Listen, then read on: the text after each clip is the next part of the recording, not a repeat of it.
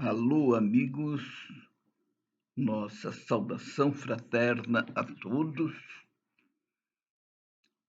esperando que possa encontrar todos com paz, com luz em seus corações.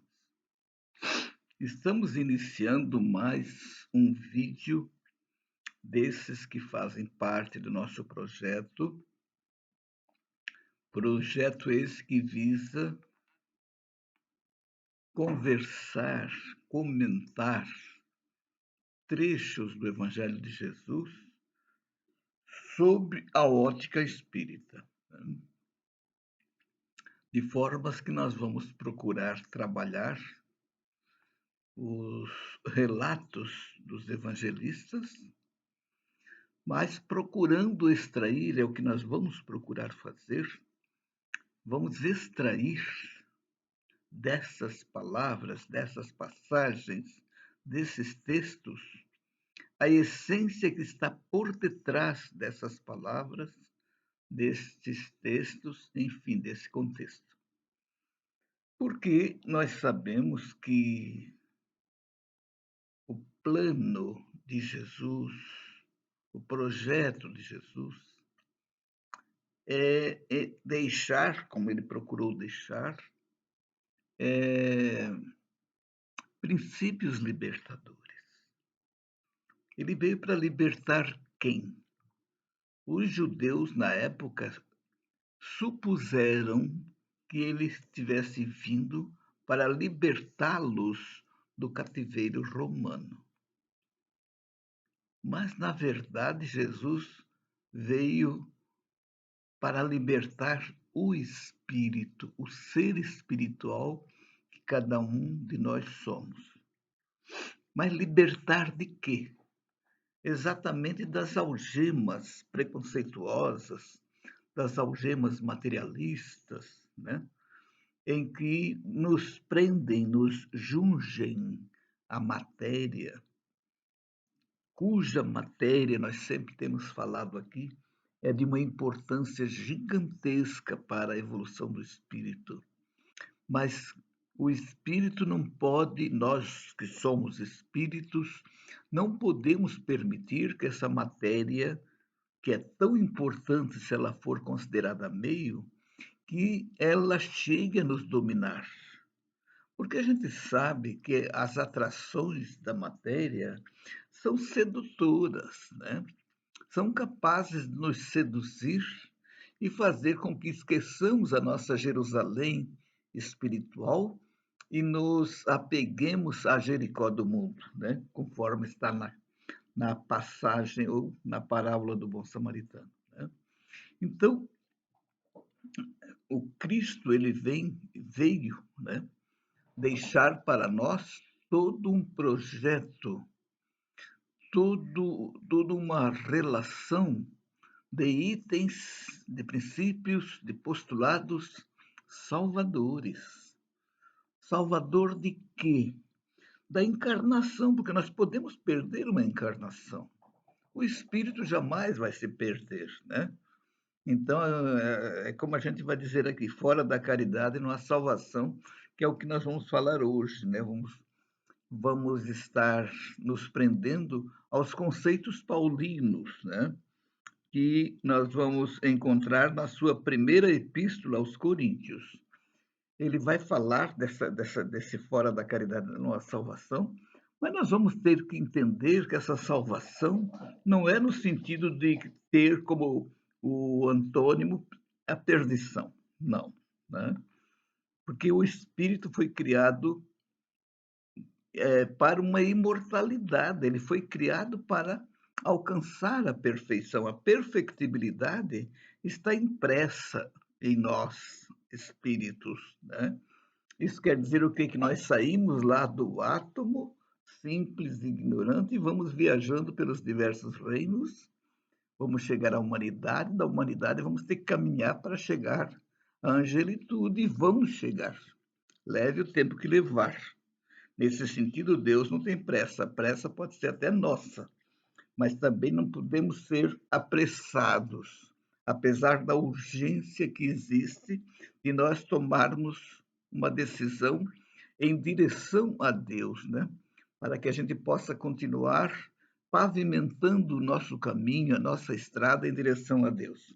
Então, nós vamos ver no texto de hoje se vamos encontrar alguns elementos que possam nos auxiliar nessa caminhada em direção a Deus, elementos que possam ser colocados à nossa disposição para pavimentar a nossa estrada, a nossa rua, nosso caminho em direção a Deus.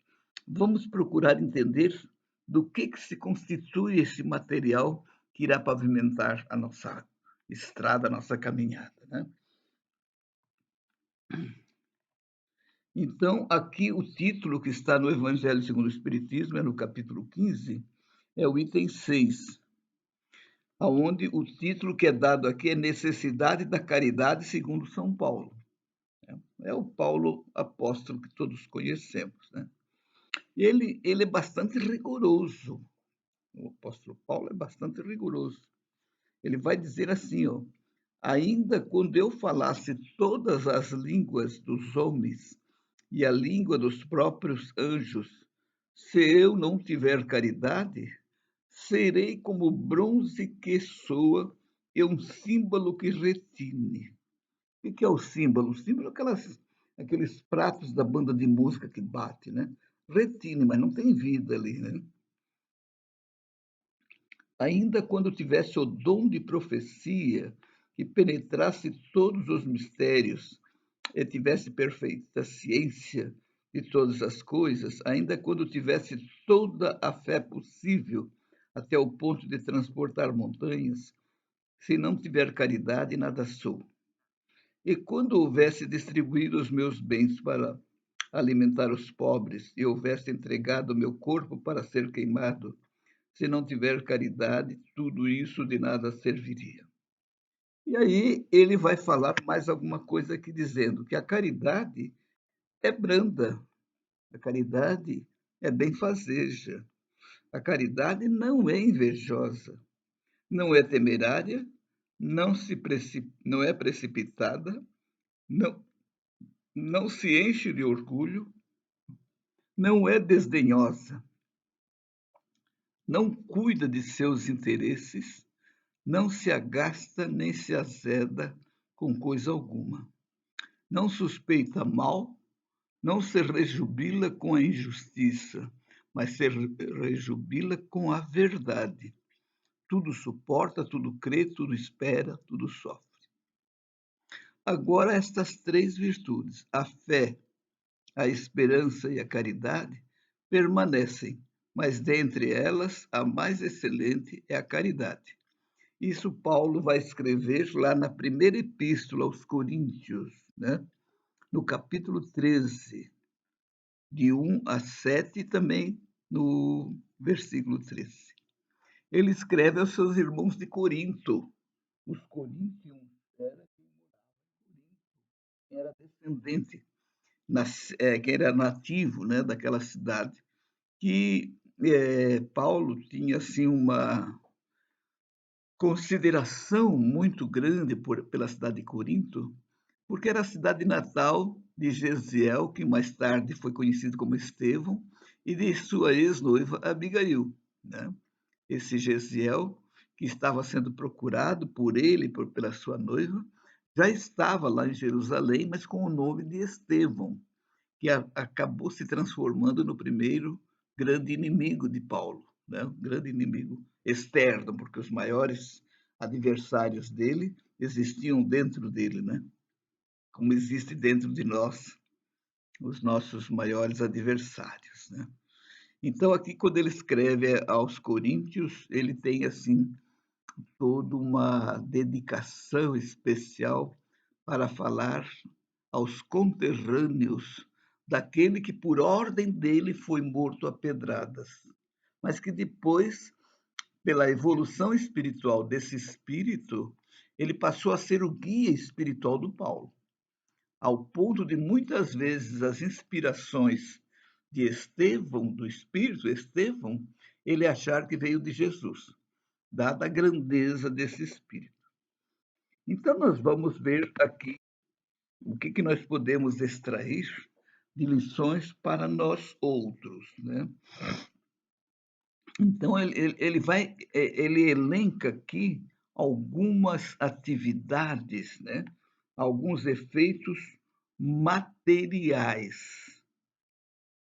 que têm seus valores, mas, como ele disse, se não tiver caridade, não tem valor. Então, nós vamos precisar imaginar o que seria essa caridade, né? Por exemplo, ainda que eu falasse todas as línguas dos homens e a língua dos próprios anjos, se eu não tiver caridade, serei como bronze que soa e um símbolo que retine. O que era preciso ter, né, para que pudesse configurar a caridade? Então, nós vamos observar que a caridade é algo subjetivo, ele é objetivo para o espírito, que não são as coisas materiais que vão determinar se houve caridade ou não, o que não significa que não devamos dar ou doar coisas materiais. Mas o que Paulo nos adverte é que, ao doar, nós precisamos estar com o nosso sentimento de empatia, sabe? O nosso sentimento de fraternidade, o nosso sentimento de amor ao próximo. Ou seja, nós precisamos estar desenvolvendo dentro de nós esse amor que está em potencial dentro de nós, que é a marca divina que ficou quando Deus nos criou, né? Deus, ao nos criar simples e ignorante, deixou a sua marca, que é a marca do amor. A marca divina é a marca do amor, que vai permanecer dentro de nós, que vai estar com todas as leis divinas também nesse amor, concentrado nesse amor, e que vai se, digamos assim, se estabelecer na consciência, porque lá na questão 521, não, 621, né? 621 do Livro dos Espíritos, vai ser perguntado, Kardec pergunta onde está escrita a lei de Deus. E os espíritos vão responder que é na consciência. Nesse passo, eu gostaria assim de fazer uma observação rápida sobre a questão da palavra consciência. Eu tenho escutado irmãos nossos dizer na nossa consciência. Nós não temos essa consciência, nós somos essa consciência. Então, quando eu falo na minha consciência, eu vou falar no consciente agora, mas não é nesse consciente atual, nesse que está ligado ao córtex cerebral que me dá e que tem o histórico do presente. Essa consciência que o Livro dos Espíritos relata é o próprio ser, porque nós vamos encontrar essa consciência em tudo. A consciência é o próprio princípio inteligente. A consciência é o que sobrevive à chamada morte física de qualquer elemento dos diversos reinos, né? Então, vamos então lembrar, irmãos, que a lei está escrita em nós mesmos, porque a consciência somos nós, o ser espiritual que somos, né? Isso é muito importante que a gente entenda. Então, na verdade, nós precisamos desenvolver nossos sentimentos, amorosidade, fraternidade, né? Mansuetude e, antes de tudo e acima de tudo, humildade. Porque a humildade é o primeiro degrau da escadaria da nossa evolução. E nós vamos passando de um degrau para outro, e quando passamos para o degrau seguinte, já temos uma nova virtude estruturada em cima da humildade, né? Então, nós vamos verificar que essa caridade que ele está aqui, Paulo está aqui se referindo, é esse sentimento, que não é uma coisa mecânica. Eu não vou falar a língua dos anjos, eu não vou ser um poliglota simplesmente para constar que eu sou uma pessoa sábia. Olha só, Luiz fala tantas, tantos idiomas, né? Domina tantas línguas. E eu me envaidecer daquilo, porque o pessoal pode falar o que eles falarem, não tem problema, mas pode ter problema para mim, porque eu posso me sentir assim, envaidecido. Puxa, eles estão reconhecendo que eu sei isso, que eu sei aquilo, né? Então, na verdade, essas questões materiais, elas podem e devem ser utilizadas por nós na prática do bem, na prática da beneficência, mas a própria beneficência, que é através de coisas materiais, ela pode se transformar em caridade quando eu prestar essa beneficência com amor, com vontade de ajudar, né? Com empatia, né? Sabe, com solidariedade, com fraternidade, com amor ao próximo e, acima de tudo, como eu falei há pouco, com humildade. Ao prestar a nossa caridade, vamos fazer de uma forma que não humilhe, sabe? Que a gente possa fazer isso de uma forma natural, de uma forma em que o outro se sinta auxiliado, mas sem constrangimento. Não vamos constranger o outro, né? Ou então vamos dizer, olha, eu estou te dando isso, mas nunca mais, porque tu vai ter que mudar de vida por isso e por aquilo. Quer dizer, nós estamos fazendo uma espécie de troca, né? Parece uma barganha. Isso tecnicamente se chama simonia, né? Quando nós fazemos tráfico com as coisas sagradas, ou exigir do outro em função daquilo que nós demos para ele. Então, então esse é um exemplo para não ser seguido, né? Para não ser seguido. Então, na verdade, queridos irmãos, é, o próprio Paulo, né, ele vai fazer toda essa. Ele vai elencar aqui uma série de circunstâncias e nós vamos verificar que isso que ele está pedindo aqui, se nós usarmos e fazermos uso desses elementos, nós vamos verificar que são elementos para que a gente possa pavimentar a nossa estrada em direção a Deus, porque a caridade é isso, né? Nós vamos ver lá no Livro dos Espíritos, na questão 886, quando Allan Kardec pergunta qual era o verdadeiro sentido da caridade conforme pensava Jesus. E os irmãos conhecem já a resposta, né? Que eles vão dar a resposta que é benevolência para com todos, indulgência para com as imperfeições alheias e perdão das ofensas. Né? Então, a gente pode observar que tudo isso está ligado ao nosso sentimento, não são coisas externas. Porém, as coisas externas, dado com benevolência, dado com indulgência, não olhando as imperfeições, porque a indulgência que está lá é isso, é não olhar as imperfeições alheias, procurar não ver. Mas quando não for possível não ver, ver, mas não divulgá-la. Então, aquilo, aquela coisa que nós consideramos como deslize, como algo assim imoral, que morra em nós aquela informação ou aquela foto que nós tiramos, porque ao olhar nós estamos como que fotografando. Só que temos que lembrar que uma fotografia, a gente quando bate uma foto, uma fotografia, nela não há julgamento. Então nós podemos olhar as coisas, fotografar, mas ficar por aquilo, como se fosse uma foto, né?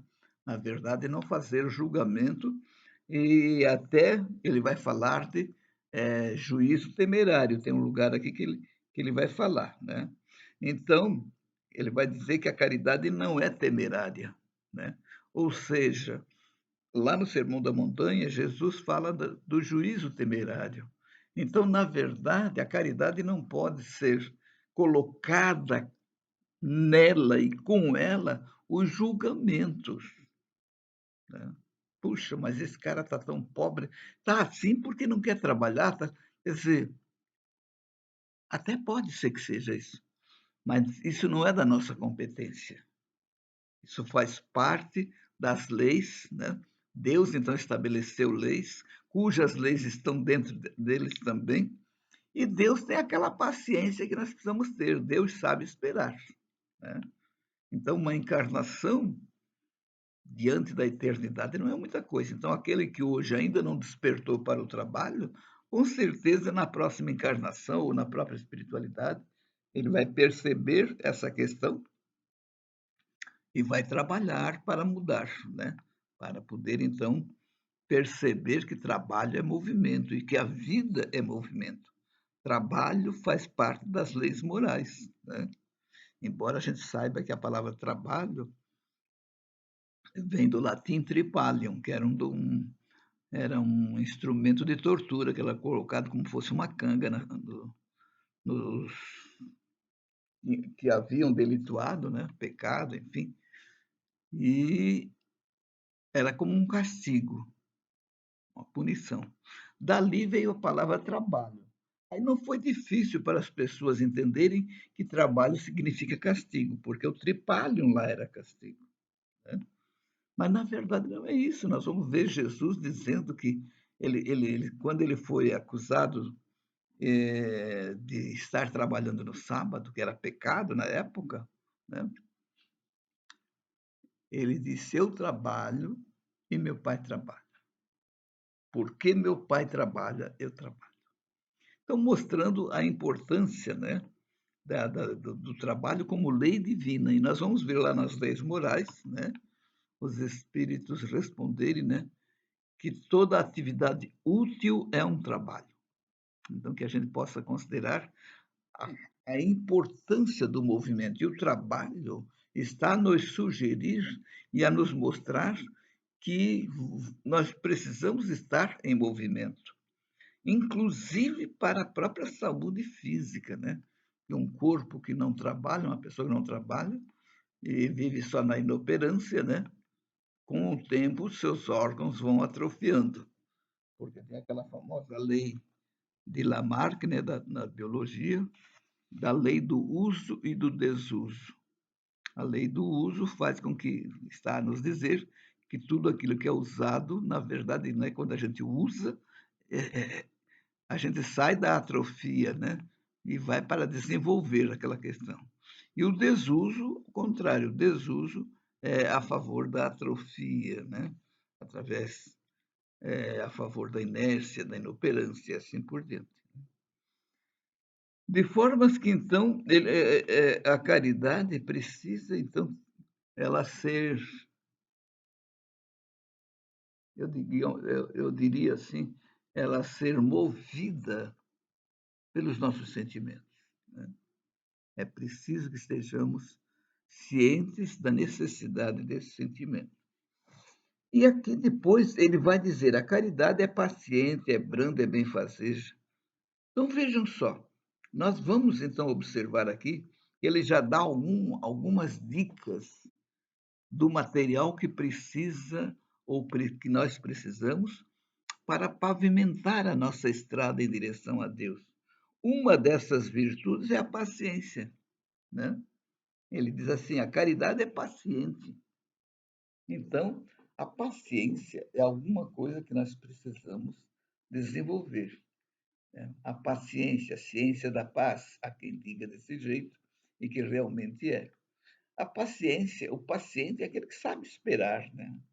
Esperar esperar de forma ativa, né? Não é assim o esperar inoperante, né? Então, na verdade, essa, essa paciência que sabe esperar, mas atuando, né?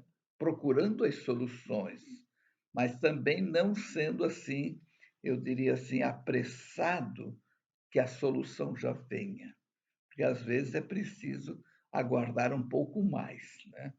Então, é nós desenvolvermos essa paciência na família, no trânsito, né?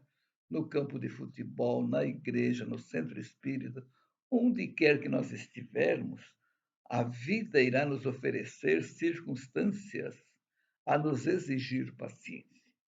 Às vezes, irmãos nossos que não nos compreendem, que possam até, sei lá, jogar alguma uma condenação para nós, alguma acusação, às vezes até calúnias, né? Então, na calúnia, então tem uma necessidade quando formos caluniados, bastante importante, porque quem é caluniado, a calúnia, ela vai em cima de quem não merece, no sentido de ter feito aquilo que está sendo acusado, né? E aí eu lembro sempre do episódio que ocorreu com Sócrates e sua esposa Xantipa. Ele já estava preso, né, pelas coisas que ele dizia, defendia, etc. E aí ela chega para ele e diz assim: Ô homem, renuncia essas tuas ideias. Tu não vês que estás sendo acusado injustamente? E ele, com aquela serenidade que lhe era peculiar, responde: E tu gostarias que fosse justamente? Ou seja, se fosse justo, significava que ele tinha errado e que merecia, tinha culpa em cartório. Mas quando é injusto, significa que você não fez. Então, nós não devemos nos preocupar com as chamadas injustiças que jogam para nós. Devemos nos preocupar quando as acusações forem justas, porque então nós temos culpa em cartório, né? Mas estamos falando de calúnia. A calúnia, em geral, ela é injusta, né? Então, que a gente lembre desse episódio de Sócrates, né? E sempre que nós usarmos a palavra justamente, que muitas vezes a gente fala sem estar percebendo, estamos dizendo que aquilo está justo. E às vezes a gente coloca para algo injusto. Justamente ela foi fazer isso. Então, se ela foi fazer justamente, então não tem problema. Mas, na verdade, a entonação da voz está dirigindo para algo real, algo que de fato foi cometido, né? Então, que a gente se preocupe, né? Então, às vezes eu brinco, às vezes aparece aqui os jornais falando, né? Porque justamente não sei o que. Aí eu falo para minha esposa, mas se foi justamente, não tem problema. Para que ficar fazendo, né, em cima de algo que é justo? Então, mas é isso, irmãos, é a questão das palavras, né? Então, a primeira argamassa que que Paulo coloca aqui, né, é a paciência, que é uma argamassa que vai ajudar nós a formularmos, a formatarmos essa argamassa para pavimentar a nossa estrada em direção a Deus. A outra é a brandura, né? Então, nós vamos encontrar lá nas bem-aventuranças, bem-aventurados os mansos, bem-aventurados os brandos e pacíficos, porque possuirão a terra. Até muita gente interpreta isso de forma equivocada. Quando ele fala de possuir a terra, nós temos que inverter e observar que, se nós possuímos a terra não nos possui. E quando fala a terra, não é o planeta, são as seduções do mundo não nos possuem. Nós poderemos possuir as coisas até sedutoras, né? Mas possuirmos sem elas nos possuir. E isso vai favorecer o desapego. Então, nós vamos ter aquelas propriedades, né, transitórias, sabendo que são transitórias. Então, isso tudo vai nos ajudar no desapego, né, para que a gente se ligue com as coisas espirituais, né? E depois ele vai dizer, dar outro material aqui, que é dizendo que a caridade é benfazeja. Isso nos leva a uma reflexão sobre a importância de nós não perdermos o foco do bem,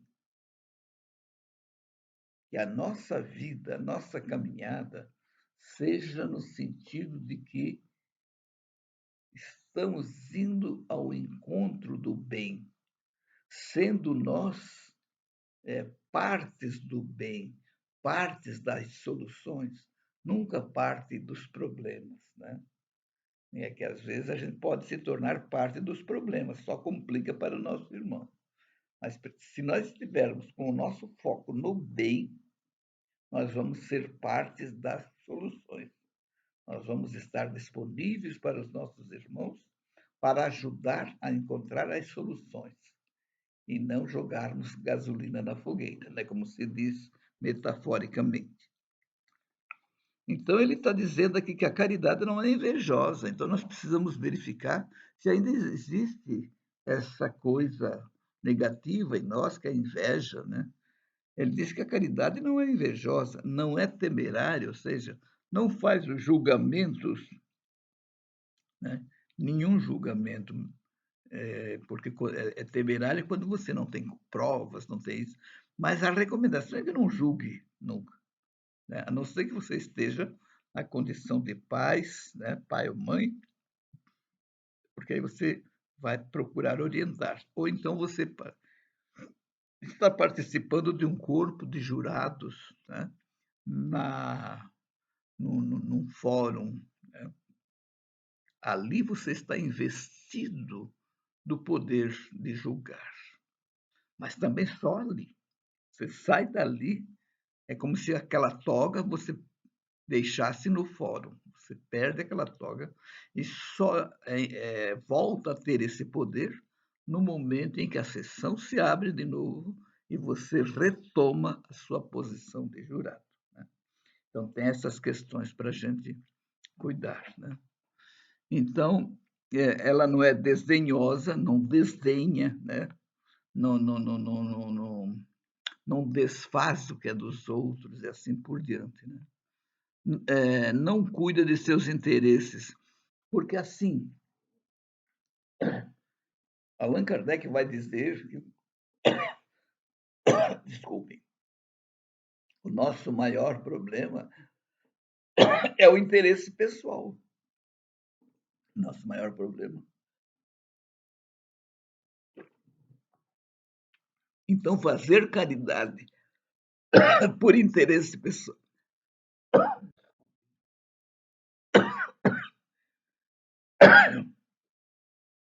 por interesse pessoal, não é recomendado, né? Porque, mais uma vez, desculpe, queridos irmãos, mais uma vez a palavra aparece, que nós falamos no início, é uma palavra pouco conhecida, chama simonia.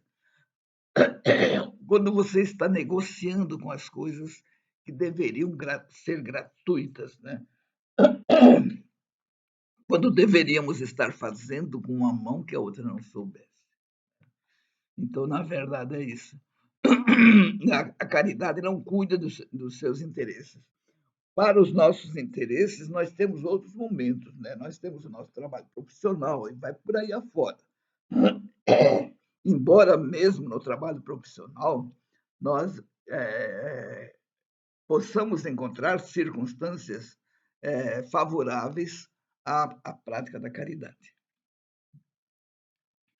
E ele vai dizer no final aqui que as três virtudes, a fé, a esperança e a caridade, permanecem, mas dentre elas a mais excelente é a caridade. Por quê? Porque vamos o nosso tempo está indo, mas eu vou rapidamente falar isso aqui. Ó. A fé e a esperança são importantes, mas elas podem ser inativas.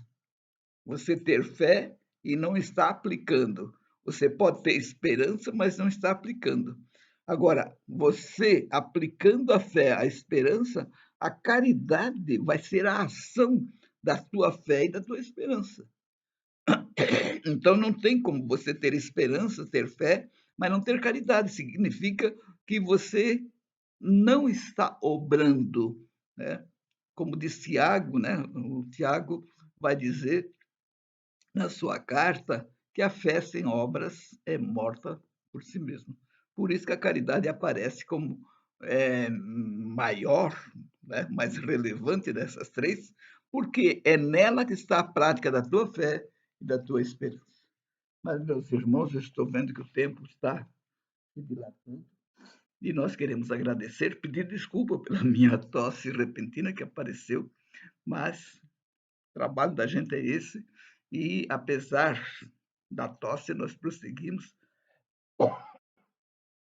mas peço as desculpas e rogo a Jesus bênçãos e paz para todos os corações.